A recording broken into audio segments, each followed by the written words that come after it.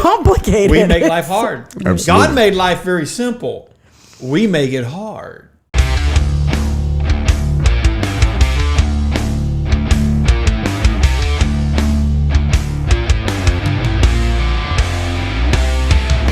Welcome to the Chaos Project. Here we are again. We still have Sarah hanging out in the studio. We got some more questions we want to ask her about, but we just want to give her a little opportunity to share the love with America. Bear, glad you're still here with me. Absolutely. And you're looking great, bro. I'll always be your bodyguard. Oh, man, I love having a bodyguard. It makes me feel safe. Woo! I got a bodyguard on one side, got a therapist. Billy is ready to hit the road. We were talking about drugs on the break, and the most prescribed drugs in America, cholesterol medication, high blood pressure medication, and I believe, my belief was that anti-anxiety medications were up there. And one of the main side effects from anti-anxiety medications is, if you're a male, is ED. That's also another highly prescribed medication. Adderall, attention deficit disorder. I mean, all these Big different drugs. things. We're talking about holistic approaches, Right. and how, big pharma is making all this money prescribing all these different medications, man. Boy, It's about the treatment, not about the you cure. do not want to take me down the road of big pharma. I have some major opinions that I'm not going to put in public conversations, but there's a reason I'm trying to redefine how we provide wellness to my community. Absolutely. There's a reason I'm working with some great people who are in the medical field to recreate a better way of doing health allocation. Right. Yeah, I've got a lot I could say on this topic. You got some thoughts? Jump in. And I just, I find it real interesting that in other countries around the world, they won't even allow some of the things that we allow in our food products in there, right? Like, I think it's like 30 countries right now. they don't even eat food. Like, they will not eat the food that we eat here. Absolutely. Because it's way too processed and has way too much stuff in it. Absolutely. But then again, when healthcare is free, they want their people to be well. Yeah. It's not as profitable. Interesting, isn't it? We do have and I've been saying this for years, and if you don't like it, just write an ugly remark in the bottom of this, and that's cool. I like those too. We have been putting stuff in food for so many decades now that you'll never convince this guy that a lot of the reasons we have the pharmaceutical needs of today is because the pharmacy people got into the food business years ago. And you need more drugs to offset the old drugs, and you need more drugs to offset the side effects of that drug. And so, and I can speak a lot to that, because when my dad had cancer, he needed 2 drugs for the cancer and 22 drugs for the side effects. True statement. So I believe it. It's hard. let's move on to something positive. That's depressing. All right. We're going to give her another 30 minutes. We should at least talk about something fun. So we talked about books earlier. What was the last book you read? Who's your favorite author? I would have to say favorite author would still be C.S. Lewis. I've always liked C.S. Lewis. He wrote a book called The Screwtape Letters. Yeah. If anyone's read that, that's a pretty cool book. Made a movie. I've heard about that. It's good. I might have to check that out. Yeah. It's It's on audio. It's on audio. Yeah.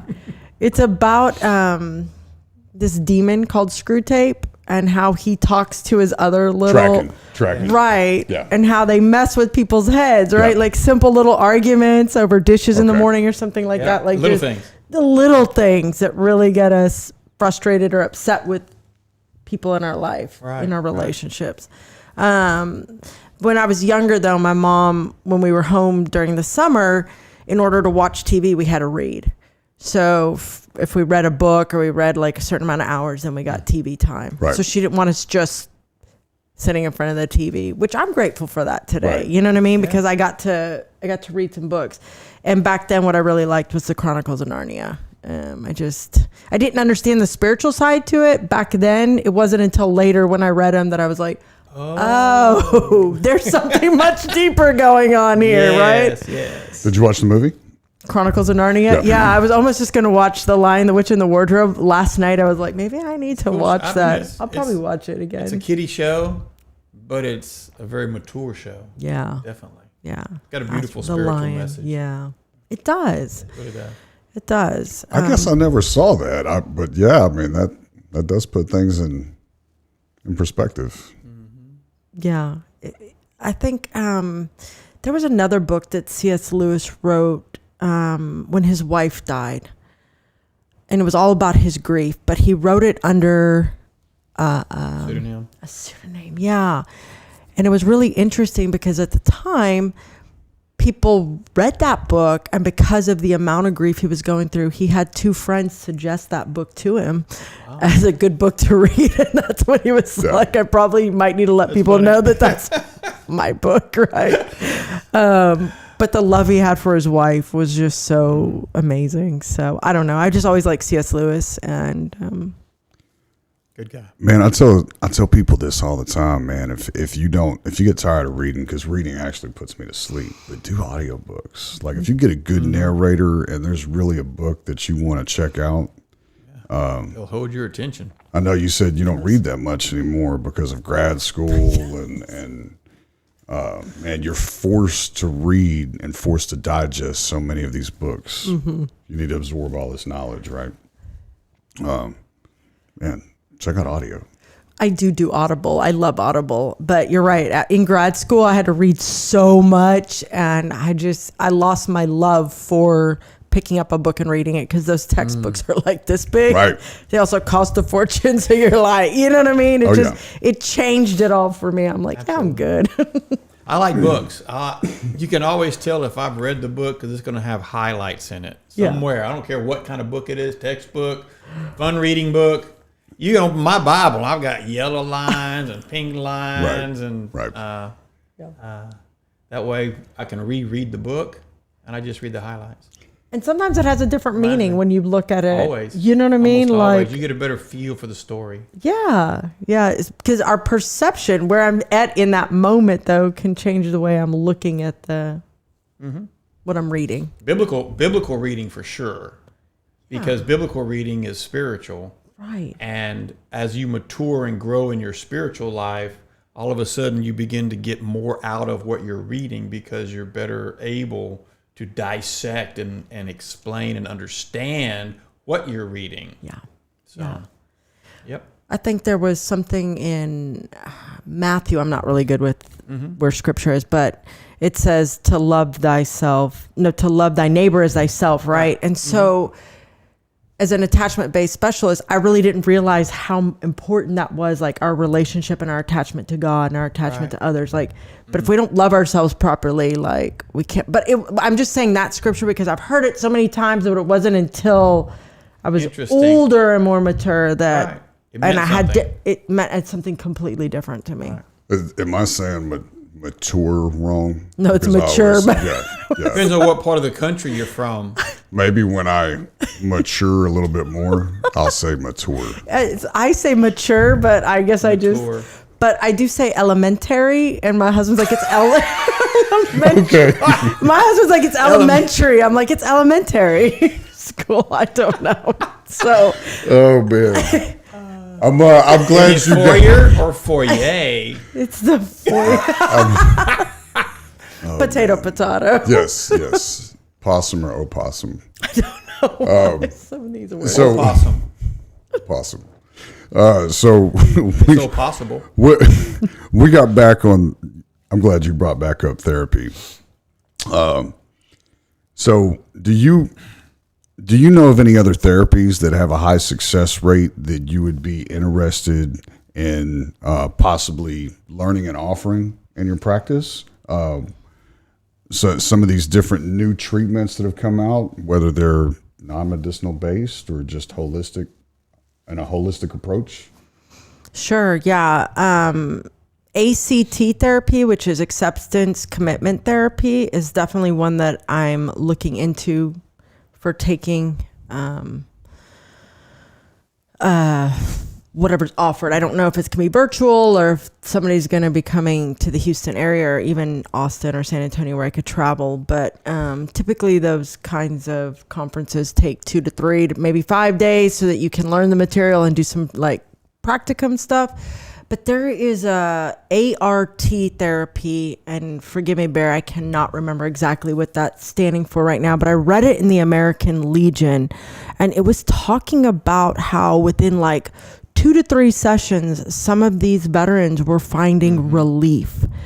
I cannot remember the full name, but I did read the article in the American Legion, and I was like, what? So that is definitely something that I'm interested in checking out. I reached out to a colleague recently because he has taken that course, and I believe he's using that modality in his private practice now. So I'm gonna That's good. check into that. Yeah. Do you have any recommendations? Just, people wanting to go to therapy, or struggling with life. What would you recommend to them? Just a basic approach. Where do you start? Meditation, breathing exercises, maybe like moving your eyes back and forth?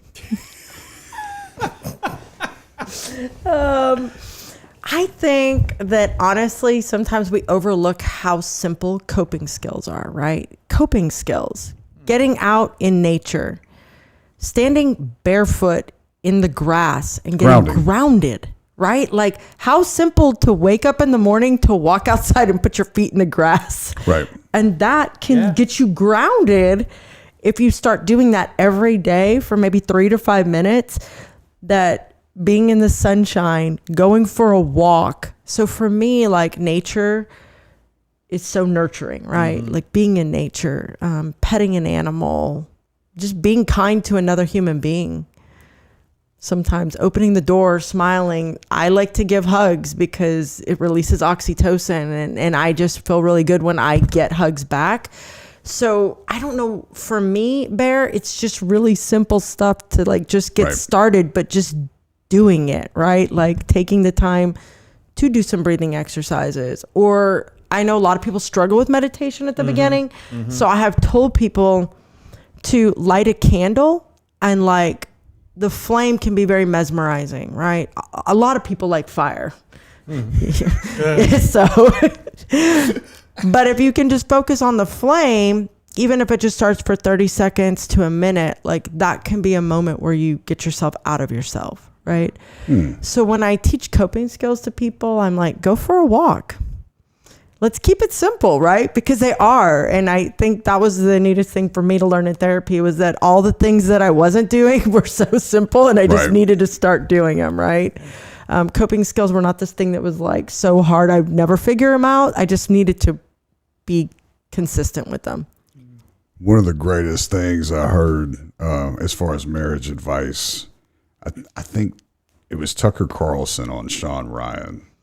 And that's what I like about podcasts, is you really get to know somebody. Those long form conversation like Rogan always talks about.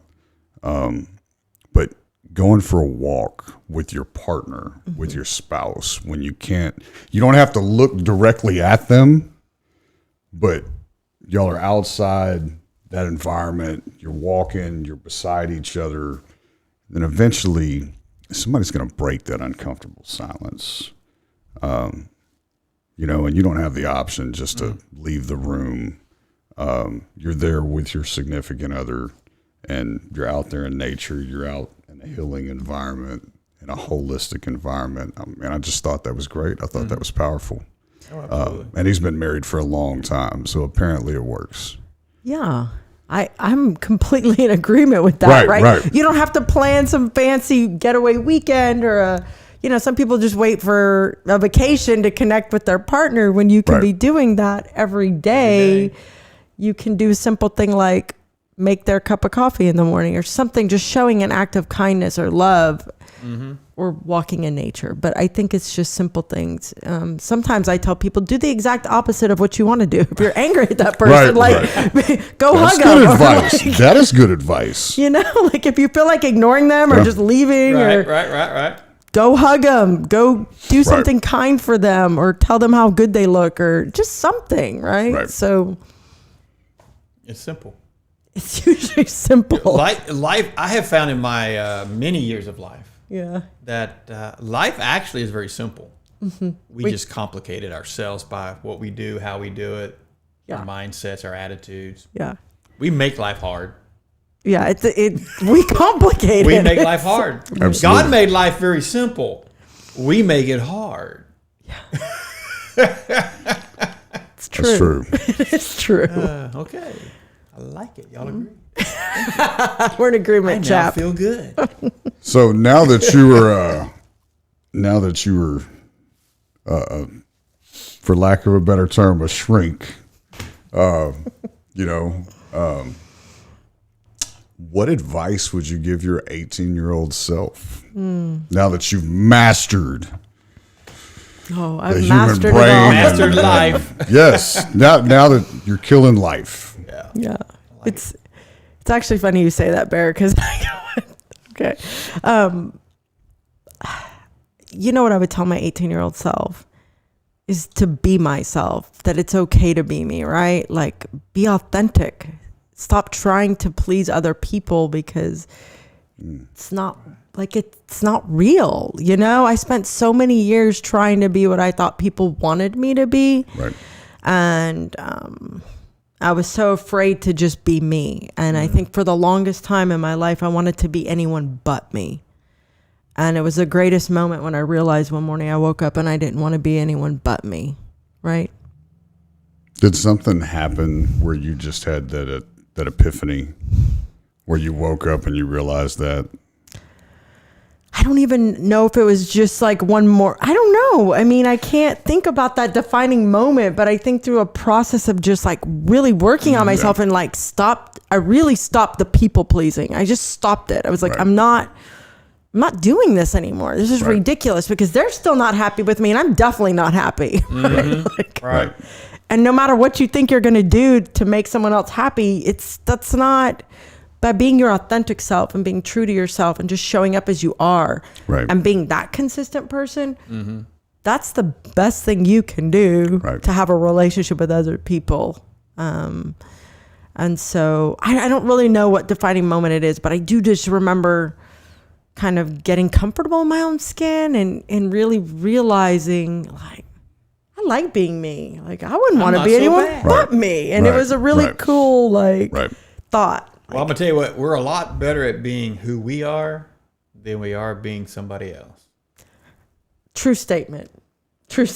But I had to figure that out, right? Like, this kind of goes back to what we were talking about earlier, like tapping into your own talents. Yes, absolutely. Because when I went off to college originally, I wanted to be a history professor. That's what I wanted to do. Interesting. Yeah, I had studied the whole JFK conspiracy in my sophomore year in high school and like went really hardcore into it, right? And like, this is it. Yeah, I was like down in Dallas for weeks. Like, I mean, I was into it. I was like, something is amiss. I want to talk about that. Like, I wanted to hit that. I had read that when we were going back and forth on this. Yeah. And about the JFK, there's a lot of, obviously there's a lot of conspiracies around JFK. What are your thoughts on that since you did all this research? I'm just curious. Yeah, there's a lot going on. And I remember talking to like Bear, I'm going to. Okay. A lot going on, You can gracefully bow. Yeah, I feel like I just learned a whole bunch of stuff from people that were in town the night before, and I guess can you leave it like this? Don't automatically assume that everything that you read is factual. Leave it at that. Believe none of what you hear and only half of what you see. There you go. yeah. Cool. Yeah. 'Cause We'll let you off for that one. Oh man. Who had the greatest impact on your life and why? I would have to say the person that's had the greatest impact on my life is my dad.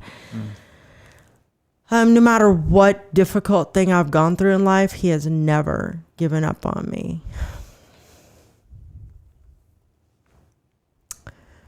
He's just so kind and compassionate. And I feel grateful that God gave me him as my dad.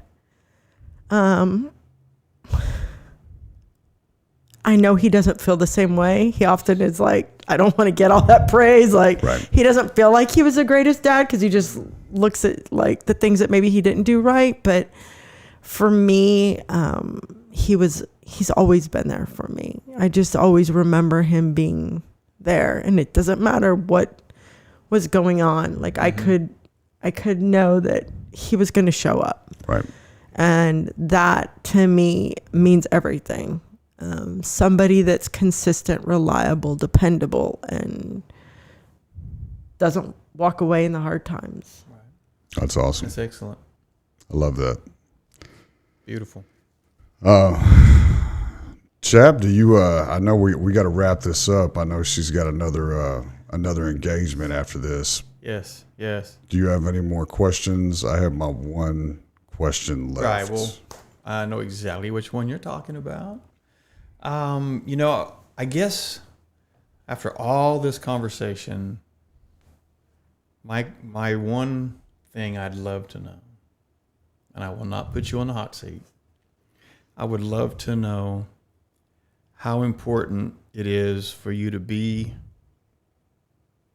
who you are and to do what you do, and why.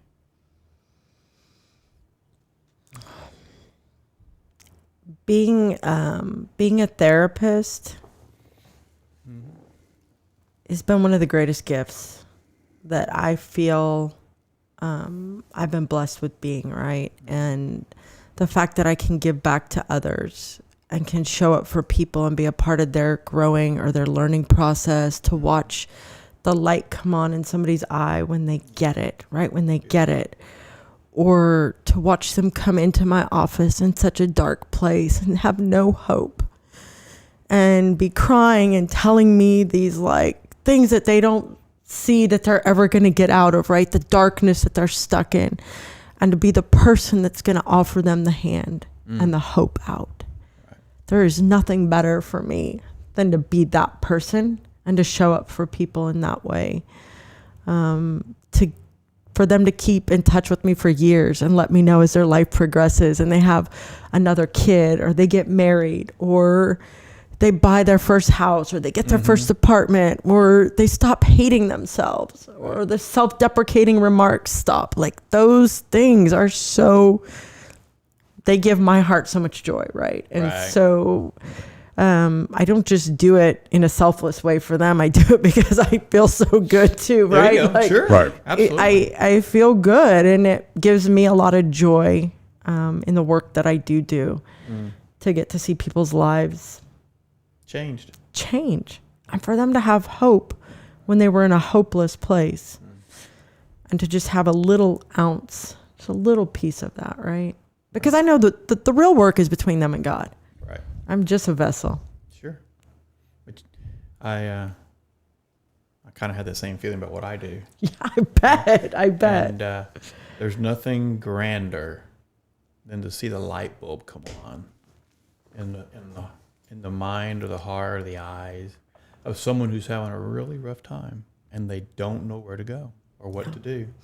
And then bam, transition. Yeah. It's beautiful. It is. It is beautiful. And I've got to see it time and time again. So I'm just like, yeah. Makes you come back. Makes I like me it. keep coming I love back. it. All right, Bear, we got time for your question. That was good. If you had 24 hours to spend it with all throughout history, minus Jesus and minus family, who would it be and why? Yeah, I was, I was thinking Albert Einstein or Marcus Aurelius, right? I don't know why I think Albert Einstein's so cool. I just really think the guy's He is cool. and he persevered through a lot. But I would have to say Marcus Aurelius, and it's because of the meditations he wrote back then, right? Like the simple writings that he wrote as a Roman emperor back then that are still so valuable and true today, Right. if people can encompass it, right? And so I have seen my husband use stoicism in his own life, and it's changed him.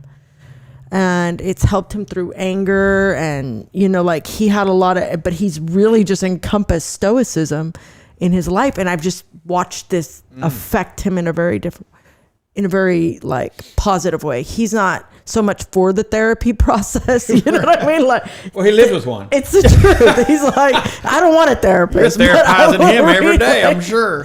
Yeah.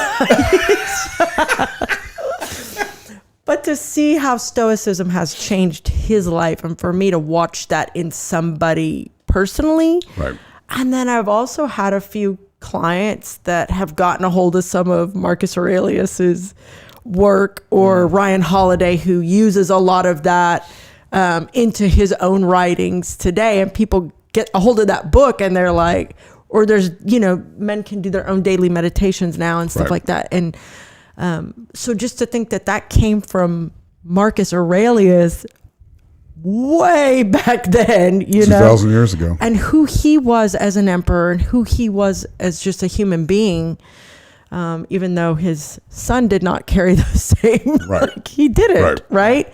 I would like to spend 24 hours with him just to see Nice. who he is, more about him, and to thank him because he did help my husband, right? Therapy is not for everyone, and I understand that, but you have to find what is right for you.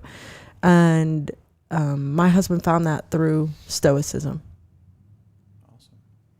Have you read Meditations? No, but you gave me the book, Bear, and I'm about to read it, but I might get it on Audible. So I would recommend that you read that version. That version actually came from Ryan Holiday's recommendation. Okay. So huge Ryan Holiday fan. One of the journals I utilize is the Daily Stoic from Ryan Holiday. But it has been a huge help. But at a certain point, I think that dude would kind of be a dud. Spending like 24 hours for him, like it kind of get boring. Like after like the first hour, You're like, okay. you know what I mean? He's like, bro, we got 23 hours. Like, what we gonna do? And that's why I was thinking maybe Albert Einstein. I don't know why. I just thought he might be so fun and You don't like, think he would be a dud too? I don't know. Like, it'd be great. So then who do you think would? Mine's Rogan, man. Oh, okay. I mean, because Rogan. the dude would be able. He interviews so many different people, and he's got so many different takes. He ingests so much information. He's talking to doctors, therapists, lawyers, politicians, musicians, comedians, and on top of that, like, I mean, every now and then he gets down. He'll smoke a little bit of weed. He doesn't mind. You might see him over here sipping on some bourbon. Like he's not a prude. Like that shit gets old. It gets boring. So like loosen up a little bit, bro. Like, and I mean, he can make you laugh. Yeah. And there's so many different ways. There's so much you don't know. The dude hunts, he shoots, I mean, there's a lot of commonalities, and I think I have a lot of questions for him. But man, I think it'd be cool just to hang for 24 hours, like enjoyable time, Yeah, I didn't think of it in that sense. I was just thinking like trying to get, but I love that You can't, there's no wrong answer. right. It's No, your but answer. I like it, and I like how you picked Yeah. Joe Rogan because he does do like he meets a lot of people. He's got a ton of information, No doubt. and that you could What was this tap dude into like? that. Yeah. You would have like a plethora of questions, and you Yeah. could just go on and on Yeah. while you're sipping on some bourbon and maybe smoking some. Absolutely. You're like, I'm good. Like, Marcus Aurelius might be a little boring after a while. Yeah, Who absolutely. knows? We don't know what he was. We don't know. We don't know. We don't know. Well, we're about run out of time, but I'm going to ask you this question as we close. I I have great respect for the work you do. Thank you. I've watched you work. I've seen some of the outcomes from your work.